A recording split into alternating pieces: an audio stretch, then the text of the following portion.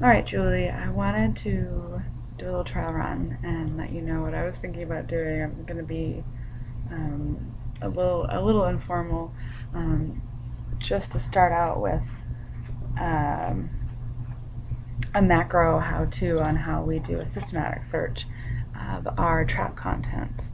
So rather than looking at a soupy mess in a smaller petri dish, we use a larger size petri dish.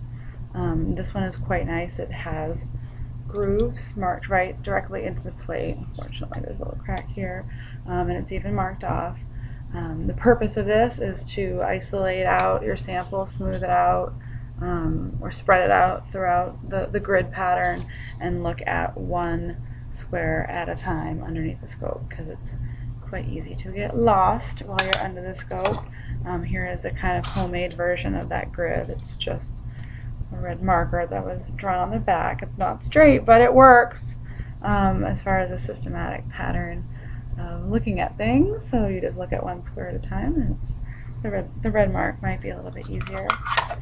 As far as manipulating samples, it's really a matter of preference. A lot of people use paintbrushes. These maybe a little bit smaller tipped, depending on what size insect you're working with. These larger tips are fine. These are very soft for moving around soft-bodied things. I prefer to use fine forceps. These are fine. I like to use two, like pincers. That way you have lots of control and you can move your samples around. Alright, so we have a few traps that we can look at. We can look at the trap contents from this week. It is the week of April 28th. We are not expecting to find spotted winged Drosophila in the traps yet, but we can look at what we have found and compare the Drosophilids and the other flies that we're finding in the traps this week to some specimens we have from lab colony. So let's take a look.